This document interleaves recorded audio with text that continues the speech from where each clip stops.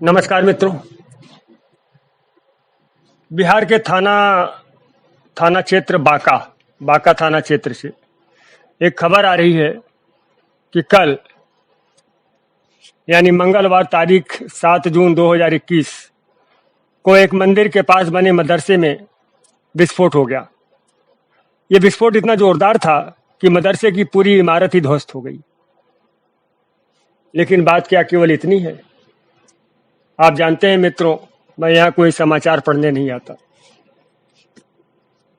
बल्कि समाचार के माध्यम से समाचारों में जो छुपी चेतावनियां होती हैं, जो उनमें संदेश होते हैं, उनके कारण परिणाम, इन सब का विश्लेषण करने के लिए आता हूं। खैर, पहले बांका की पूरी खबर तो सुन लीजिए। खबर यह है कि इस घटना में कम से कम 4 लोग घायल हैं, लेकिन वे सब वहां से फरार हैं।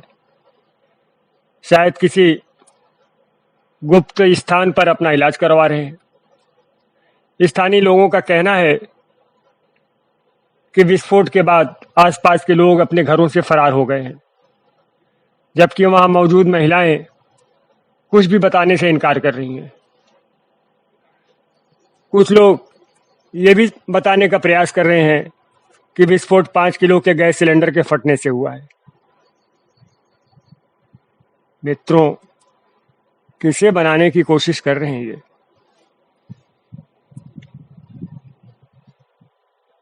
अगर ऐसा था तो जो घायल हुए थे वे वहां से गायब क्यों हो गए? घरों से पुरुष क्यों गायब हो गए? खैर, असली बात तो पता चल ही जाएगी। लेकिन इस घटना ने मेरी जिंदगी की एक याद ताजा कर दी। बात पुरानी है,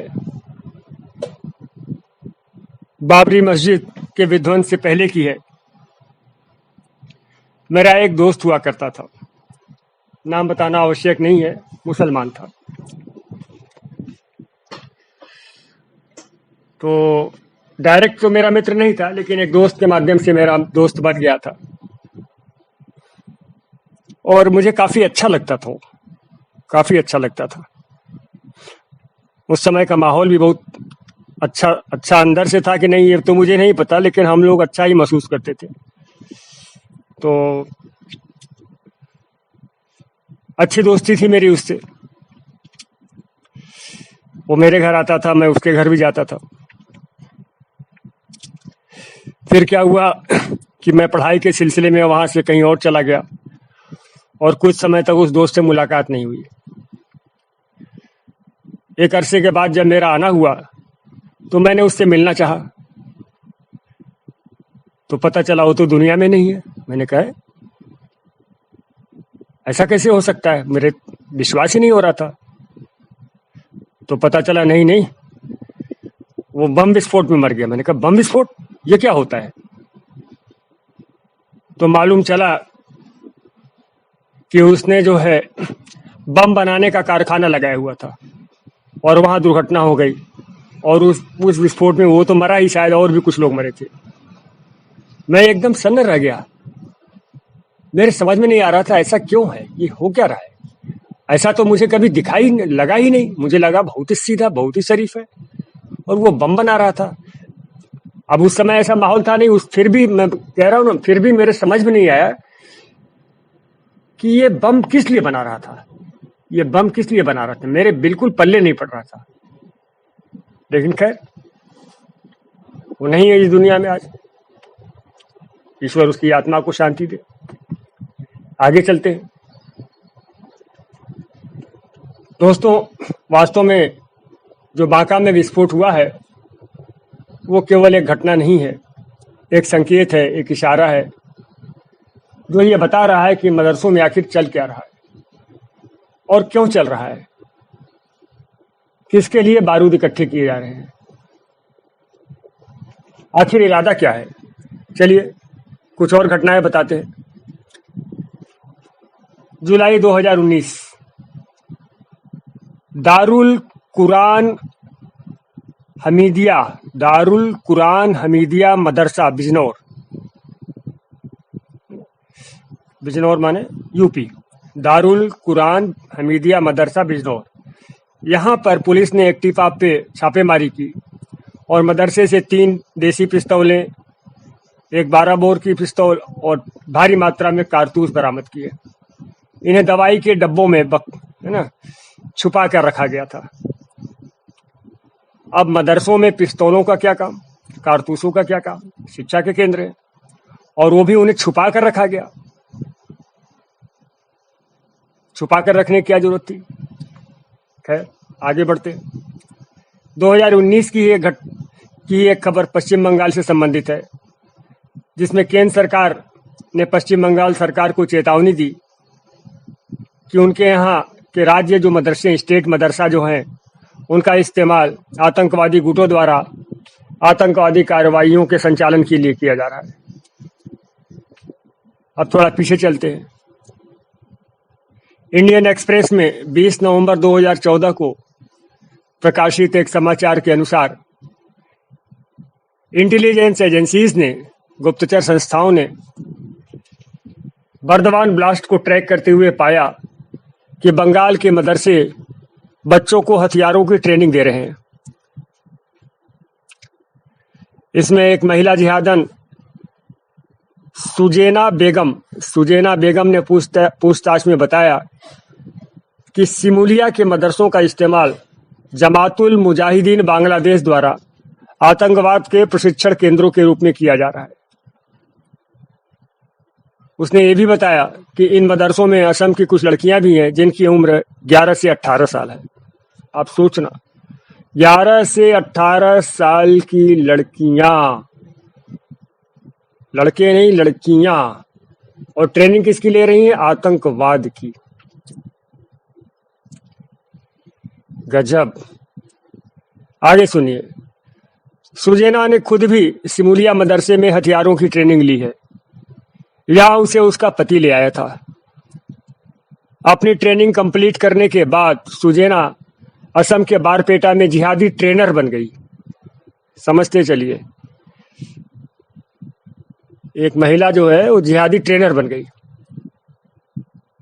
अब एक खबर मेल ऑनलाइन इंडिया के हवाले से। मेल ऑनलाइन इंडिया खबर 19 अक्टूबर 2014 की है। खबर की हेडिंग सुनिए। The new outpost of terror. The new outpost of terror. Outpost किसको कहते हैं? चौकियों को। Illegal madrasas in West Bengal are having links with international jihadi outfits. मतलब पश्चिम बंगाल के जो मदरसे हैं उनका लिंक, उनका संबंध किससे है? अंतर्राष्ट्रीय जिहादी जो है गुटों से है। और ये मदरसों के लिए क्या कहा गया है कि ये नए आउटपोस्ट ऑफ टेरर है, आतंकवाद की नई चौकियां हैं। ये हम नहीं कर रहे हैं, ये हम नहीं कर रहे हैं। जो खबरें जो है मीडिया में हैं, मैं उन्हें पढ़ रहा हूं। तो ये जो है आतंकवाद की नई चौकियां हैं। सुनते चलिए। अगली खबर वन इंडिया के हवाले से, तारीख 25 सितंबर 2020। इसमें कहा गया है कि बंगाल व केरल के अल कायदा मॉड्यूल ने युवाओं को रेडिकलाइज करने के लिए मदरसा खोला है। पूछताछ में एक अभियुक्त, नाम है उसका अल मामून कमाल, इसने बताया कि मुस्लिम युवाओं को रेडिकलाइज करने के लिए मुर्शिदाबाद में एक मदरसा खोला गया है। कुल 9 अभियुक्त गिरफ्तार किए गए थे, जो कि एक चैट ग्रुप के जरिए संपर्क में थे। और इस चैट ग्रुप का नाम तो सुनिए, वो भी बहुत गजब है। चैट ग्रुप का नाम गजवाए हिंद। वाह वाह, गजवाए हिंद नाम से चैट ग्रुप चल रहा है। किसका? उन लोगों का जो मदरसे में मुस्लिम्स को रेडिकलाइज कर रहे हैं, उनका जो ग्रुप है, चैट ग्रुप है, वो उसका नाम है गजवाए हिंद। समझते चलिए, मकसद समझिए। ये भी पता चला कि इस ग्रुप में कुल 22 लोग थे। अब ये सब हो रहा है, हम सब देख रहे हैं, लेकिन मुसलमानों से में ही एक व्यक्ति है जिन्होंने इसके खिलाफ आवाज उठाने का हौसला जुटाया।